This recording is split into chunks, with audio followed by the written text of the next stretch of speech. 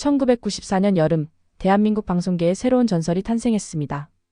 시청률 52.2%라는 경이로운 기록으로 시청자들의 눈과 귀를 TV 앞에 고정시켰던 바로 그 드라마 M입니다.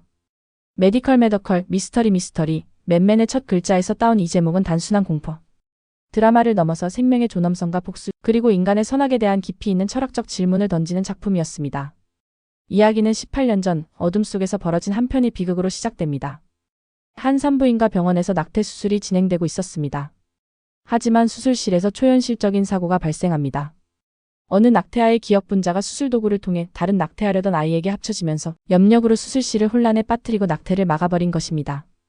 이 기이한 사건으로 인해 산모는 식물인간이 되었고 6개월 후 제왕절개를 통해 딸을 낳고 생을 마감했습니다. 그렇게 태어난 아이가 바로 박마리였습니다. 하지만 마리는 혼자가 아니었습니다. 그녀의 몸속에는 낙태를 거부하며 자신과 합쳐진 또 다른 존재, M이 잠들어 있었습니다. M은 단순한 영혼이 아니었습니다. 그는 복수심에 불타는 존재이자 여성에게 해를 끼치는 남성들을 응징하는 어둠의 심판자였습니다. 일부 청춘 그리고 각성. 시간이 흘러 마리는 평범한 여고 2학년생으로 자라났습니다. 친구 이혜지, 김은희와 함께 동해안 은인의 별장으로 휴가를 떠난 마리는 겉보기에는 다른 또래 소녀들과 다를 바 없어 보였습니다. 하지만 그녀에게는 남들과 다른 특별한 능력이 있었습니다. 앞으로 닥칠 일을 미리 아는 예지 능력을 가지고 있었던 것입니다. 마리와 두 친구는 모두 같은 남학생을 좋아하고 있었습니다. 바로 송지석이었죠. 체조 강사인 지석은 세 소녀 중 마리를 선택했고 그들은 달콤한 연인 관계를 맺고 있었습니다. 하지만 이 평화로운 일상은 곧 끔찍한 악몽으로 변하게 됩니다.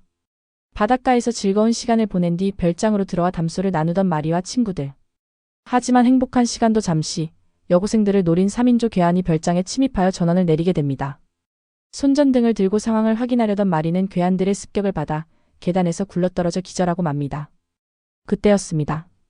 요란한 천둥 번개가 치고 마리의 몸에 괴현상이 일어나면서 악마의 화신처럼 변해 3명의 괴한들을 차례로 갈갈이 찢어버렸습니다. 전기 자극이 마리 안에 잠들어 있던 M을 깨운 것이었습니다. 그 순간 마리의 눈동자는 섬뜩한 녹색으로 변했고 초자연적인 힘이 그녀를 통해 발현되었습니다. 이 충격적인 사건은 마리의 삶을 완전히 바꿔놓았습니다. 특수기관에 의해 서울을 떠나 미국으로 건너가게 된 마리는 더 이상 평범한 소녀가 아니었습니다.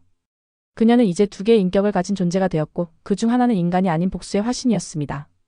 이후 미국에서의 8년 그리고 기왕. 미국으로 건너간 마리는 푸른 박사라는 인물의 손에 맡겨졌습니다. 하지만 이 박사는 결코 선량한 의도를 가진 치료자가 아니었습니다. 그는 마리가 가진 특별한 능력에 흥미를 느끼고 그녀를 인간 개조 프로그램의 실험체로 이용했습니다. 8년간의 긴 시간 동안 마리는 끔찍한 실험과 치료를 견뎌내야 했습니다. 푸른 박사는 마리의 과거 기억을 지우고 새로운 인격을 이식하려 시도했습니다.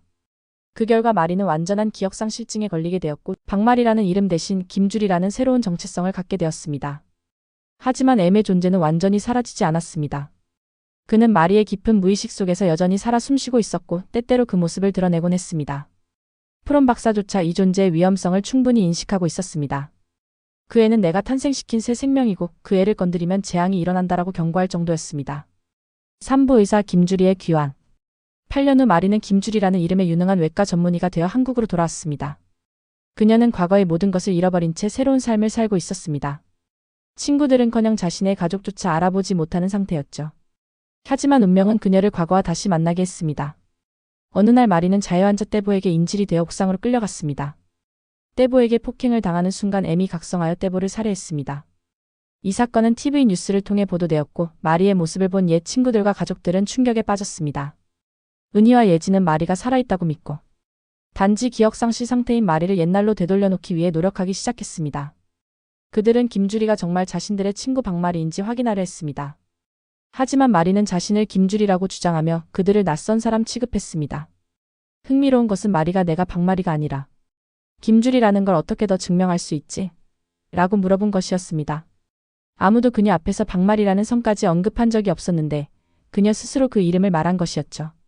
이는 그녀의 깊은 무의식 속에 여전히 과거의 기억들이 남아있음을 보여주는 단서였습니다. 사부 기억의 복원과 M의 재등장. 친구들은 마리의 기억을 되돌리기 위해 특별한 이벤트를 계획했습니다.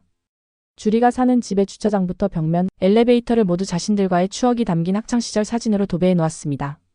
처음에는 무심했던 주리였지만 집에서 들은 자동응답기의 팝송을 통해 무언가를 떠올리게 됩니다. 그녀는 급하게 차를 몰고 옛 학교로 향했고 그곳에서 기다리고 있던 은희와 예지를 만났습니다. 잠시나마 기억이 돌아온 듯한 마리는 친구들과 기쁨의 재회를 나누었습니다. 하지만 이는 시작에 불과했습니다. 마리는 운전 중 갑자기 언니 수경과의 어린 시절 추억을 떠올리게 되었고 무의식적으로 옛 집으로 향했습니다. 언니 수경과 반가운 포옹을 나누었지만 어머니와 얘기를 나누던 중 어린 시절 새어머니가 자신을 다락방에 가두고 괴롭히던 기억이 떠오르게 됩니다. 마리의 어린 시절은 결코 행복하지 않았습니다. 큰언니가 동네 불량배들에게 윤간을 당한 충격으로 약을 먹고 자살하는 일을 겪었고 새어머니와의 갈등도 심했습니다. 이런 트라우마들이 쌓이면서 마리는 어린 시절부터 내 맘속엔 악마가 살고 있어요 라는 유서를 남기며 자살을 시도한 적도 있었습니다. 다행히 지석이 그녀를 구했지만 이는 마리 안에 이미 M의 존재가 꿈틀거리고 있음을 보여주는 전조였습니다. 노부 죽음의 키스와 바이러스. 김주리로 살아가던 마리에게는 또 다른 능력이 있었습니다. 바로 죽음의 키스였습니다. 마리와 키스를 나누는 남성들은 이상한 병에 걸리게 되었습니다. 병원에서는 마리와 키스를 하면 이상한 병에 걸린다는 소문이 나돌았고 어떤 의사는 내기를 하다가 정말로 이 병에 걸리기도 했습니다. 이 병의 정체는 에볼라 바이러스였습니다.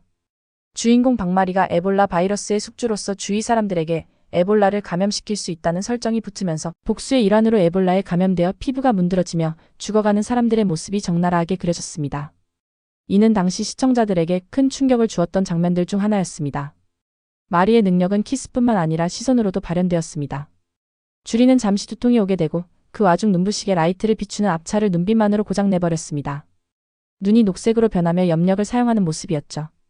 시므나가 초록색 눈을 번쩍거리면서 째려보면 자동차가 터지기도 했습니다.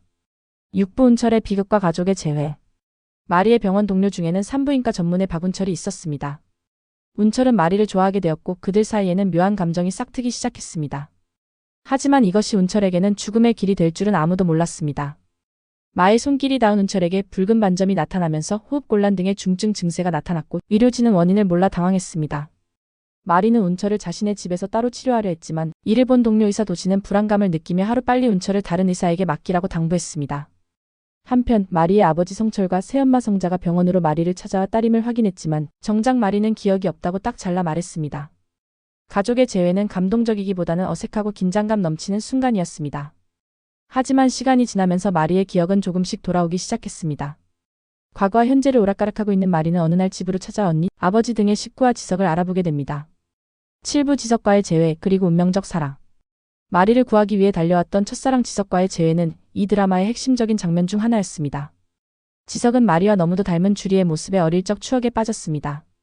하지만 지석 역시 김주리가 정말 자신의 연인이었던 박마리인지 확신할 수 없었습니다.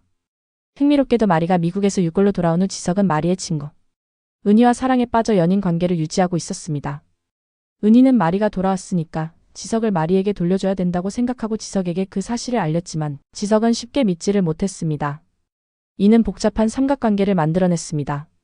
마리를 진정으로 사랑했던 지석을 사랑하게 된 은희, 그리고 기억을 잃었지만 여전히 지석에 대한 감정이 남아있는 마리. 세 사람의 관계는 점점 더 복잡하고 비극적인 방향으로 흘러갔습니다. 8부 M의 정체와 복수의 시작. 시간이 지나면서 M의 정체가 서서히 드러나기 시작했습니다. M은 단순한 낙태아의 영혼이 아니었습니다. 그는 매우 구체적인 출생 배경을 가진 존재였습니다. M의 생부는 의사였고 생모는 의상 디자이너였습니다. 엄마가 아버지에게 버림받고 낙태를 결정한 것이었죠. M의 복수는 매우 체계적이고 치밀했습니다. 그는 자신을 버린 생부모를 찾아 복수하기 시작했습니다. M의 생부모와 만날 때 가위로 움켜쥔 채 만나게 되는데 엄마가 의상 디자이너라서 그 가게에서 밤에 만났습니다. 하지만 M의 복수는 거기서 끝나지 않았습니다. 그는 여성에게 해를 끼치는 모든 남성들을 자신의 적으로 간주했습니다. 성폭행범부터 시작해서 여성을 괴롭히는 모든 남성들이 M의 표적이 되었습니다. 그의 복수는 단순한 개인적 원한을 넘어서 일종의 여성보호 미션으로 확장되었던 것입니다. 구부 새어머니의 운명과 가족의 비극. 마리의 기억이 돌아오면서 가장 큰 충격을 받은 것은 그녀의 새어머니였습니다. 어린 시절 마리를 학대했던 새어머니는 이제 성인이 된 마리, 아니 그 안에 M의 복수 대상이 되었습니다. M은 어떻게 해서 양엄마의 물에 독약을 넣어서 죽이려 했습니다. 이는 M의 복수가 단순히 외부의 악인들에게만 향하는 것이 아니라 마리를 괴롭혔던 가족 내부의 인물들에게도 향한다는 것을 보여주는 장면이었습니다. 새어머니의 운명은 이 드라마가 다루는 가족관계의 어둠과 복잡성을 상징적으로 보여줍니다. 어린아이를 학대한 어른이 그 아이가 성인이 되어 돌아왔을 때 어떤 대가를 치르게 되는지, 그리고 복수가 과연 정당화될 수 있는지에 대한 깊이 있는 질문을 던졌습니다. 10부 프롬 박사의 최후와 실험의 진실. 마리의 과거를 조작하고 그녀를 실험체로 이용했던 프롬 박사 역시 M의 복수에서 벗어날 수 없었습니다. 시므나가 호텔방에서 통풍구멍을 타고 올라가서 프롬 박사에게 무슨 약 같은 걸 먹이게 됩니다. 프롬 박사의 최후는 그가 8년간 마리에게 가했던 실험들의 진실을 함께 드러냈습니다. 그는 마리의 특별한 능력에 패서네이트되어 그녀를 비인도적인 실험의 대상으로 삼았던 것입니다. 인간을 실험체로 취급한 그의 행위는 결국 그 자신의 파멸로 이어졌습니다. 11부 최후의 결정과 사랑의 선택. 드라마는 클라이맥스로 향해 갔습니다. M의 존재가 점점 더 강해지면서 마리의 의식을 지배하기 시작했습니다. 이제 마리와 M은 더 이상 공존할 수 없는 상황에 이르렀습니다. 둘 중 하나는 사라져야 했습니다. 마지막 회, 지석이 낙태된 영혼에게 그렇다면 자신의 몸속으로 들어오라고 했습니다. 사랑의 힘으로 지석은 그 영혼을 받아들이고 자살하려고 무슨 공장지대 같은 곳에 올라갔습니다. 이는 이 드라마의 가장 감동적이면서도 비극적인 순간이었습니다. 지석은 마리를 구하기 위해 M을 자신의 몸으로 끌어들이는 극단적인 선택을 한 것입니다. 사랑하는 사람을 구하기 위해 자신을 희생하는 순수한 사랑의 모습이었죠. 하지만 상황은 더욱 복잡해졌습니다. M이 수상한 행동을 보이면 저격하라는 명령이 떨어지고 지석은 위험하다며 마리의 손을 잡아줍니다. 이때 떨어지는 발포 명령. M은 지석에게 옮겨갔음에도 아직도 마리가 M이라고 믿는 저격수들은 마리를 쏘게 됩니다. 12부 비극적 결말과 영원한 사랑. 드라마의 마지막 장면은 한국 드라마 역사상 가장 비극적이면서도 아름다운 결말 중 하나로 기억됩니다. 지석은 마리를 잡기 위해 안간힘을 다해 버텨보지만 마리를 잡은 손에 힘이 빠지게 되고 결국 사다리를 잡은 손을 놓고 마리와 함께 추락하며 드라마는 끝나게 됩니다. 뚝 떨어지는 시므나, 따라서 지석도 뛰어내리면서 드라마는 막을 내리게 됩니다. 두 연인은 죽음으로써 영원한 사랑을 맹세한 것입니다. 이들의 죽음은 단순한 비극이 아니라 순수한 사랑이 어떤 악한 힘도 이길 수 있다는 것을 보여주는 상징적 의미를 담고 있었습니다. 에필로그 드라마의 의미와 사회적 메시지. M은 단순한 공포 드라마를 넘어서 1990년대 한국 사회의 여러 문제들을 날카롭게 고발한 작품이었습니다. 남아선호 사상이 강한 탓에 여아낙태가 만연하던 사회적 분위기 속에서 낙태를 공포 드라마 소재로 하여 사회적으로 경각심을 높였다는 점에서 좋은 평가를 받았습니다. 이 드라마는 생명의 존엄성에 대한 깊이 있는 성찰을 요구했습니다. 낙태된 아이의 영혼이 복수를 하는 설정을 통해 생명을 함부로 다루는 것에 대한 경고 메시지를 전달했습니다. 또한 여성에 대한 폭력과 학대에 대해서도 강력한 비판의 메시지를 담고 있었습니다.